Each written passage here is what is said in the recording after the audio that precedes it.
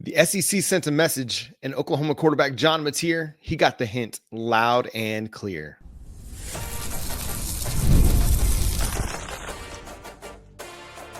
You are Locked On Sooners, your daily podcast on the Oklahoma Sooners. Part of the Locked On Podcast Network, your team every day. What's up, Sooner Nation? Welcome to Locked On Sooners, and thank you for making Locked On Sooners your first listen every single day. Shout out to all the everydayers out there tuning in and subscribe to the show wherever you get your podcast. We're part of the Locked On Podcast Network, your team every day. Today's episode is brought to you by FanDuel. Right now, new customers can get $200 in bonus bets when your first $5 bet wins over at FanDuel. My name is John Williams, and today is going to be very John Mateer intensive. A lot of really great articles and discussion points coming out about Oklahoma's quarterback number one. And we're going to start with what John Mateer had to say to USA Today Sports. Later in the show, we're going to talk about where John Mateer lands in some quarterback ranking lists, one from ESPN, one from 247 Sports on the SEC. We're also going to talk about what opposing coaches had to say about John Mateer to ESPN coming up in the second segment. But first of all, man, USA Today Sports' Matt Hayes had a really great article on John Mateer, interviewed the quarterback and Brent Venables as well for this discussion.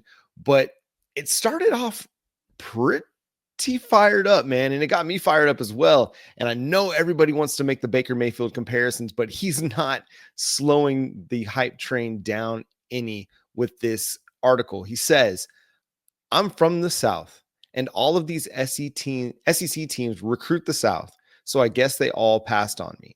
This is a guy that went to Washington State, right? And didn't really get heavily recruited by the SEC, didn't get many opportunities. And he even said, even Oklahoma passed on me. So now it's great. It's all on the schedule. There's a couple teams here and there that really make me mad. I'm not over it.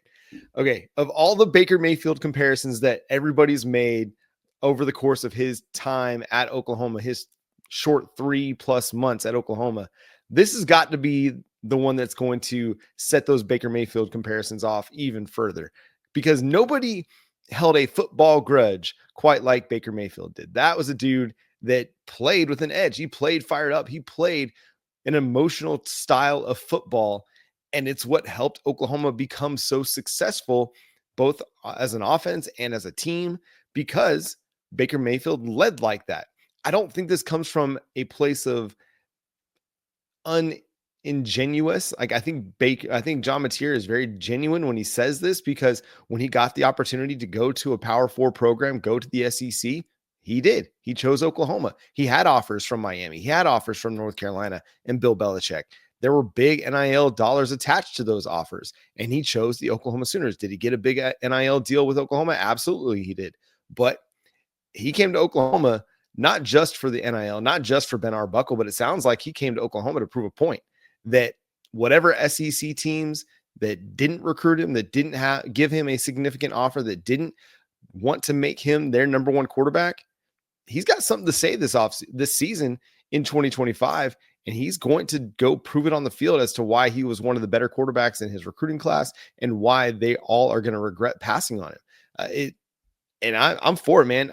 Give me all that edge. Oklahoma needs somebody to lead from the front like that.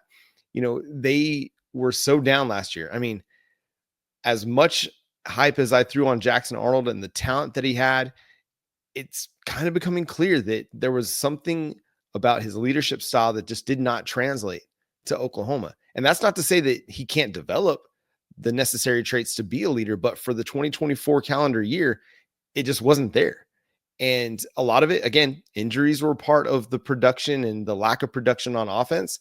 At the same time, your quarterback didn't galvanize the team and get them to rally around him to go be better. Now, they had a great performance against Alabama.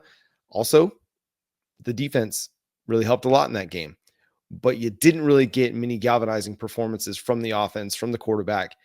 But, man, it seems like John Mateer is kind of ready to come in and change that and change the narrative and restore Oklahoma offense back to what it's supposed to be. But he's just playing with that grit and with that edge. And in the SEC, you've got to have an edge. You've got to go believe that you are the best to go and win. especially to be able to go into Tuscaloosa, to go into Knoxville, to go down and beat Texas in the Red River Showdown. You've got to have a level of confidence about you that says that you can go do those things. You can't play timid. You can't play shy. You can't play from a place of humility. I mean, do you have humility about the process? Yeah. Do you have humility about what it takes to go win? Absolutely.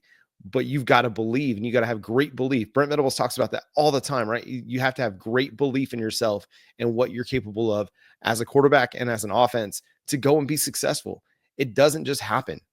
You've got to believe that you can make the throws that you're being asked to make. You got to believe that your offensive line is going to hold up in protection for you to make the throws that you need to make. You've got to believe that your wide receivers are going to catch the ball. You've got to believe that your running backs are going to hold up when that blitz is coming. You've got to have trust in the offensive coordinator to put you in the right play call or to give you an option to check out of that play call so that you can go make a play. There's got to be ultimate belief. You've got to believe that your defense can hold up for you if you're not having it that day. And man, it sounds very much like John Mateer's got all the belief in the world.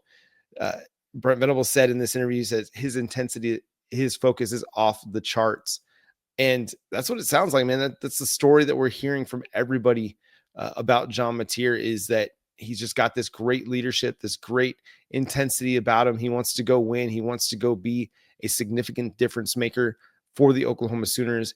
And, you know, this is going to be one of those guys that is going to be a difference maker. He's going to set the tone. He's going to, in a way that Jalen Hurts did. I think this is my favorite comp, is Jalen Hurts, you know, a guy that came in and set the tone in the offseason. It wasn't what he did on the football field. It's what he did in the workout room that really started to galvanize the team and create a lead from the front mentality for John Mateer. And I mean, he's taken on everything that he's been asked. He's leading from the front, you know, and for him, and this is what he said a little bit later in this article. He says, "It's not for me to look at this as I'm the savior of a program," Mateer said. "I don't get caught up in that. Success is winning games." And that's what it comes down to. You know, that's what it comes down to for Oklahoma. As much as we all like Brent Venables as a person, as a man, as a father, as a husband, as a football coach, as a defensive coordinator, success comes down to winning games. And he's put a lot in the Ben Arbuckle and John Mateer bucket, and he's put a lot on their shoulders. There's a lot of pressure. Nobody's going to shy away from the pressure. The pressure is privilege, as Jalen Hurts might say.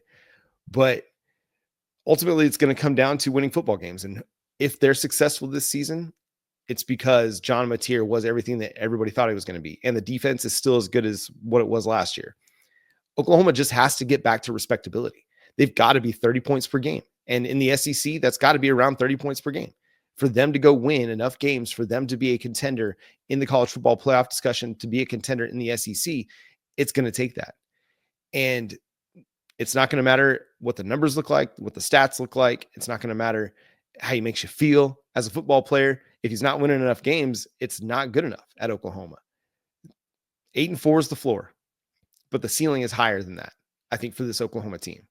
It's a team that's going to have to go win some big games on the road, some big games against some big-time opponents, even at home. When you got LSU coming to town in the final week of the season, you've got Missouri coming the week before that. You play Alabama the week before that in Tuscaloosa. You got Tennessee the first week of November as a way to kick off a November that's going to be really, really difficult. Go win games. And John Mateer's got a chance to put himself in that rarefied air of quarterbacks that we discussed at the University of Oklahoma. And I don't think it's too unreasonable to get ahead of ourselves and say he could be discussed among that great trio of transfer quarterbacks that we had in Baker and Kyler and Jalen Hurts. Be discussed in that group that includes Landry Jones and Josh Heupel and Jason White among, you know, top quarterbacks, Dylan Gabriel among top quarterbacks at Oklahoma over the last 25 years. I don't think it's unreasonable to think that that's the potential for John Mateer. What did coaches have to say about John Mateer to ESPN? We'll discuss that coming up next here on Locked On Sooners. Daylight savings snuck up on us again, and if you're feeling that lost hour of sleep, 5-Hour Energy has your back. The extra sunshine means more time for fun, but sometimes you need a little bit of boost to power through. Whether you're staying up late watching the NCAA tournament, squeezing in a round of golf after work, or just trying to keep up with your busy day, 5 Hour Energy gives you that quick, refreshing pick-me-up whenever you need it. If you're trying to keep going with all the extra activities that you've got going with the kids, you need a 5 Hour Energy with longer days. Love getting outside for a hike or a run. Tropical Burst, that's my go-to, man, for a quick boost. So head on over to 5hourenergy.com to find over 15 flavors to choose from, including watermelon, blue raspberry, and peach mango. You can even build your own 12-pack or 24-pack delivered right to your door. Need one now? Grab a 5 Hour Energy shot at your local grocery or convenience store. They're everywhere. Stock up today and stay energized at 5hourenergy.com. Thanks again for making Locked On Sooners your first listen every single day. Shout out to all the everydayers out there. Tune in and subscribe to the show wherever you get your podcasts. We're free and available on all podcast platforms, part of the Locked On Podcast Network, your team every single day. So John Mateer, I mean, he's got us all hyped. He's got us all excited and energized about what the potential is for Oklahoma's offense this season. But it's not just us. It's not just those of us that are pumping the sunshine, that are drinking the Kool-Aid. No, there are coaches across the college football landscape that are also impressed and excited about John Mateer's potential. Adam Rittenberg of ESPN, he ranked the top 15 quarterbacks in the nation for 2025, and we'll discuss those rankings as well as 247 Sports, college football show, their rankings of SEC quarterbacks coming up in the third segment. But let's discuss what opposing coaches told Adam Rittenberg about John Mateer. One coach had this to say. He said, he's going to be one of the best quarterbacks in the country next year. If that guy's in rhythm, you can't stop him. He seems like an elite competitor, and those quarterbacks scare me more than even the high talent guys. They're the ones on 4th and 5 in the red zone where the game's on the line. Like, if it's not there, they're going to take off and it's going to be a touchdown. Those are the guys that keep you awake at night. That same coach also said, I'd be shocked if he's not one of the top SEC quarterbacks, if not one of the top quarterbacks in the nation.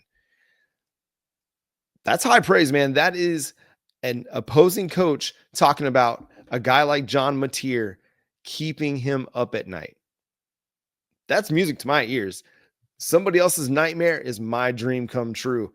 John Mateer has that ability to him. He's got that competitiveness. He's got that edge. He's got that mental makeup where he's going to go make a football play. He's going to go do something to help his team win a football game.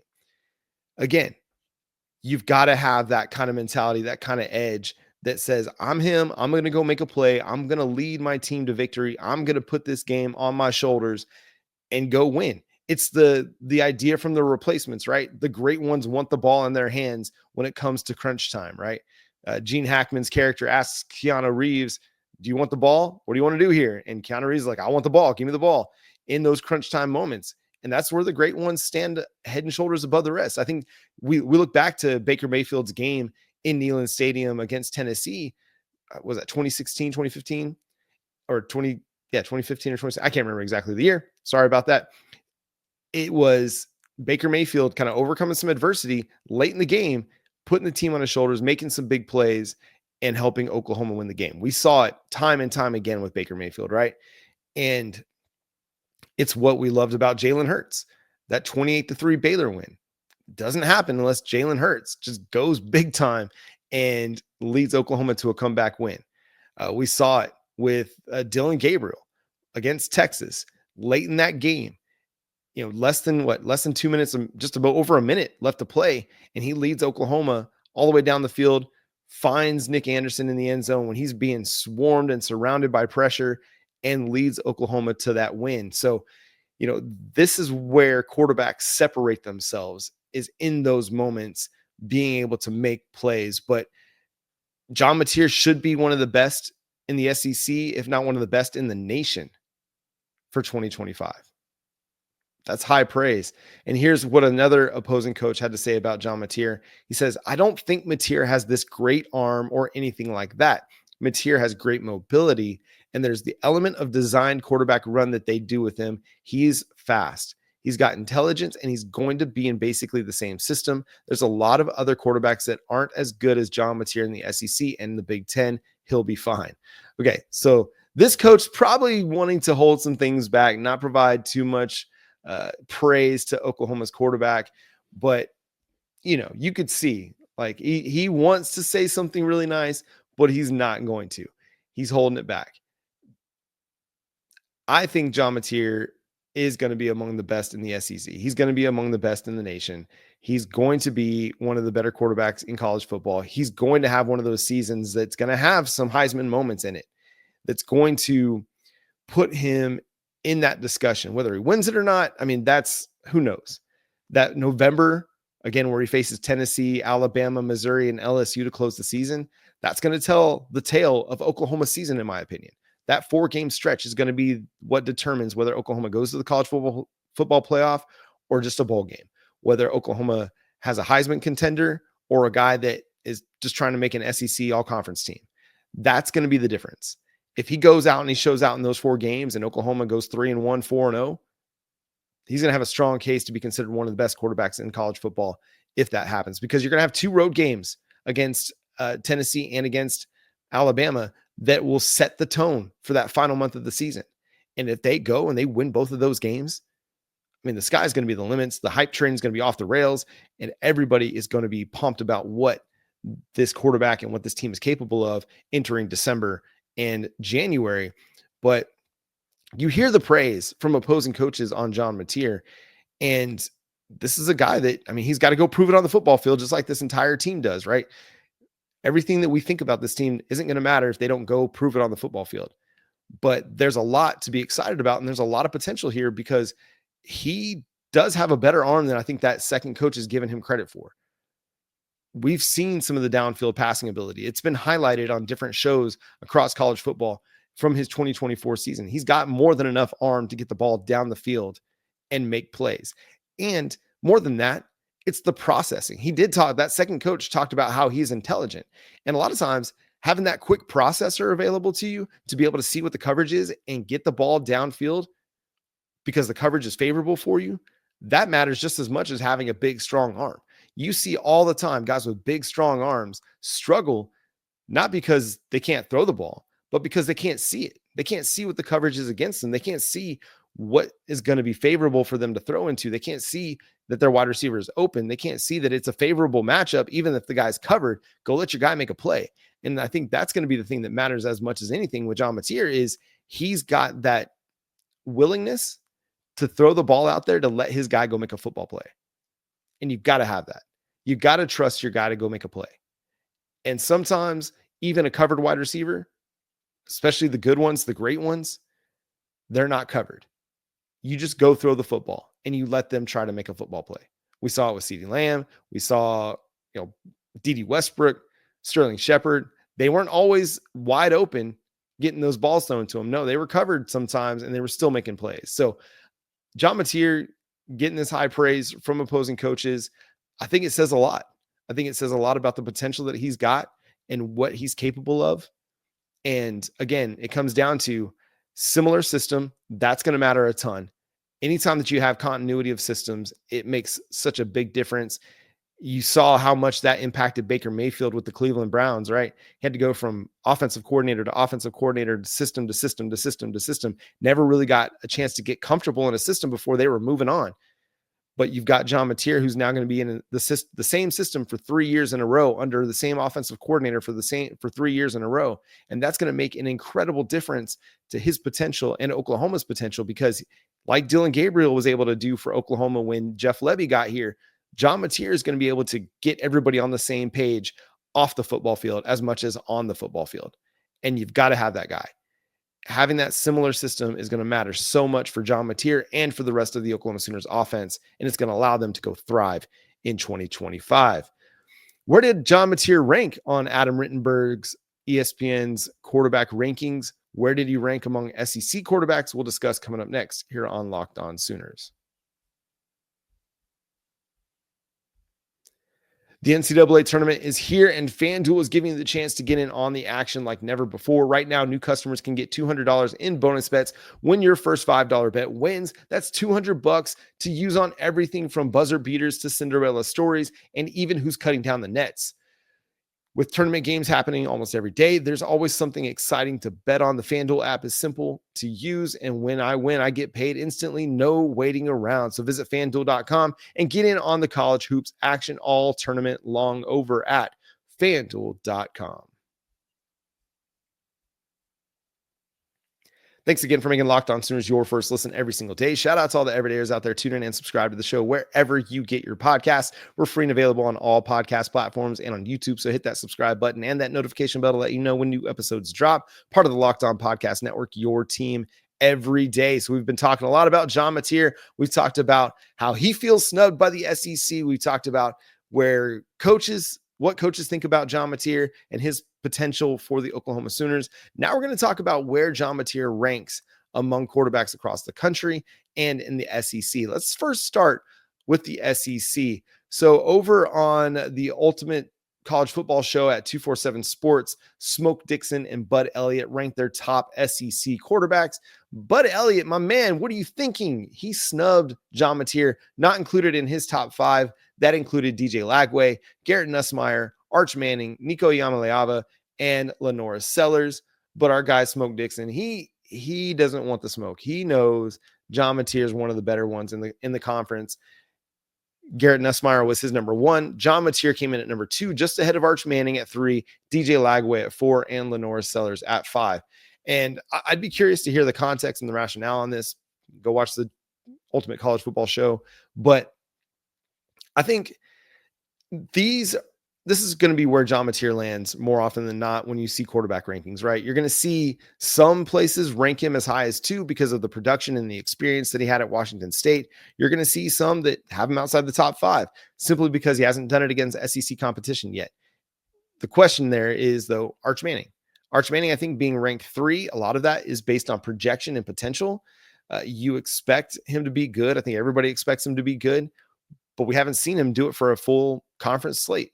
Now, he gets the benefit of a quote-unquote weaker conference schedule than some of the others like DJ Lagway and John Mateer, but Arch Manning has an opportunity to go and have a great season because of that. That's just the way the schedule shakes out.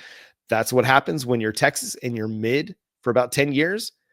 You get a weak schedule. When you're Oklahoma and you're one of the best teams in college football for a decade, you get a more difficult schedule.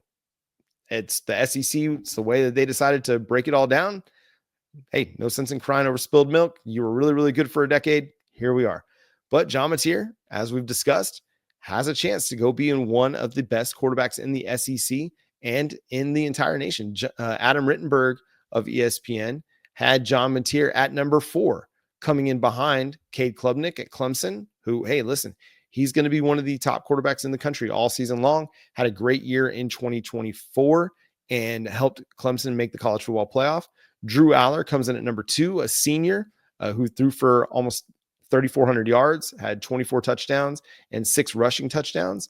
And he comes in behind Garrett Nussmeier, who, listen, Garrett Nussmeier is right now, as things sit here on April the 3rd, Garrett Nussmeier is my top quarterback in the SEC. I think the dude has got all the ability to go have a huge season for the Tigers. We saw it last year. We saw with him in that game against Oklahoma, the grit and the determination to go put a team on his shoulders and win a football game. That game was a really close game until Garrett Nussmeier came back late in the first half and made some big time throws under duress to put LSU out in front for good as they entered halftime. Like, that game went from being a close game to a game that got out of hand kind of quick. Now, LSU got the kickoff return for a touchdown that changed the momentum in that one. But even then, it was still a really close game until Garrett Nussmeier made some big time throws. So I don't have any qualms about John Mateer sitting behind Garrett Nussmeier in any quarterback ranking. I think Drew Aller being at 2 is a little bit high. We'll see. We'll see if he's got the ability to go and be that quality of a player that capable this season. I don't mind Cade Klubnik at number 1. He's one of the more experienced quarterbacks in college football. And then again, Garrett Nussmeier at 3 is fine. John Mateer at 4, I think that's very respectable. Sitting in front of Lenora Sellers at 5 and Sam Leavitt at Arizona State at 6, Carson Beck at 7, and Nico Iamaleava at 8, Haynes King at 9, and DJ Lagway at 10, Kevin Jennings 11. Arch Manning comes in at number 12, according to Adam Rittenberg. Luke Altmaier at Illinois is 13. Sawyer Robertson of Baylor at 14, and Darian Mensah, Duke at 15. So I think 4 is a very respectable place to sit in the offseason for John Mateer. I think he's got the chance to be that or better. I think he's got a really, really high ceiling with the Sooners in 2025. The offensive line is going to be much better than what it was last year. The wide receiver core is not going to have the same injury bad luck that they had last year. So he's going to have a better team around him than the quarterback had last year. But also, as we've discussed so much on this show already, he's got the mental makeup to go be one of the best quarterbacks in college football. It's not going to happen just because we want it to happen. It's not going to happen just because we wish it to happen or John Mateer wishes it to happen. It's going to happen because he's putting the work in. It's going to happen because he's developing the rapport with his wide receivers off the field. It's going to happen because he's leading from the front in the workout room. It's going to happen because he's making sure everybody's on the same page with this offense, both on the field, at practice, in the film studies, in the meeting rooms, but also away from the coaches in individual workouts, in team workouts. We saw over spring break, he was out there working with Giovanni Gibson and Deion Burks at one of the wide receiver training facilities down in Texas. They were putting the work in still, and they're going to continue to do that. It's going to be a group that works all off season long, all summer long, and he's going to continue to make sure that everybody is on that same page. And you've got bona fide playmakers. We know Deion Burks is a playmaker. We saw it. Even though it was a limited season for him because of injury, we saw it. We saw the potential for Deion Burks to be a big-time difference maker. Isaiah Satania right now is just tearing up spring football. And, okay, maybe Oklahoma's got some cornerback questions. But still, when you have a plethora of playmakers, you're not going to be going up against the best cornerback in the country every single week. And they're not going to have 3 or 4 of those guys. So they're not going to be able to cover everybody. It's going to take a really good defensive team to be able to slow down this group of wide receivers. Giovanni Gibson, we talked about John Mateer being snubbed by recruiters. That's a dude right there that's been snubbed by recruiters. Nobody saw this guy. Nobody had this guy on their radar. And I think he's going to prove to be one of the better transfer portal pickups from this past offseason and be one of the best SEC wide receivers.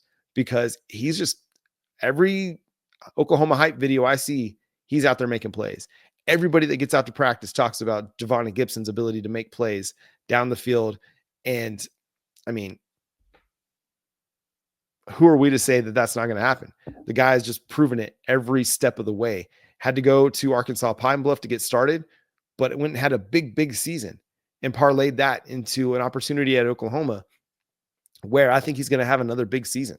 He just, again, guys that have the right mental makeup, he just seems like a guy that's going to go and continue to improve and continue to refine his craft and continue to get better so that he can go and be a productive part of this offense for the Oklahoma Sooners. Again, they got to go prove it on the football field. I know I'm pumping a lot of Kool-Aid on today's show, and I know I'm pumping a lot of sunshine, and it's overflowing. I get it. It's off season. We got to go see them prove it on the football field. I'm still not going to sit here and say they're national title contenders or that John Mateer's a Heisman contender, but the potential is there.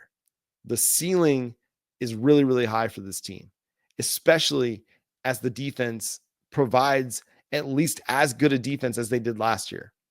If they're at least as good as they were last year, this team has a great shot at winning 10 games because the offense is going to be significantly better than what it was last year. Significantly better. I'm not talking about a touchdown per game better. I'm talking about, if they only average 13 points per game in SEC play when you take out the defensive touchdowns. It's not going to be that. It's not going to even be 20 points per game in SEC play. They're going to be pushing for 30 points per game in SEC play, and that's going to help them win a whole lot more football games. And that's going to do it for today's episode of Locked On Sooners. Thanks so much for tuning in, being a part of the show. Subscribe to the show wherever you get your podcasts. We're free and available on all podcast platforms and on YouTube. Hit that subscribe button and that notification bell to let you know when new episodes drop. Follow the show at Locked On Sooners wherever you like to do your social media stuff: Twitter, TikTok, Instagram, Facebook, Threads, Pinterest, we're all over social media, dropping shorts, dropping opinions. So make sure you follow us over there as well. Make sure you check out our guy, Jay, at Unfair Sports. He's traveling this week. He's on the West Coast. Couldn't make our times link up, but we'll have him back maybe for Friday's show. If not for Friday's show, he'll definitely be back for Monday's show as well. But again, thank you so much for being a part of Locked On Sooners and always interacting with us in the YouTube comment section. Love to discuss Oklahoma football and more with you. So again, shout out to all the everydayers out there. But until next time, my name is John Williams. You can follow me at John9Williams and read my work covering the Sooners at SoonersWire.com. Have a great day. And have a great, great Thursday and Friday and the rest of your weekend. Boomer Sooner.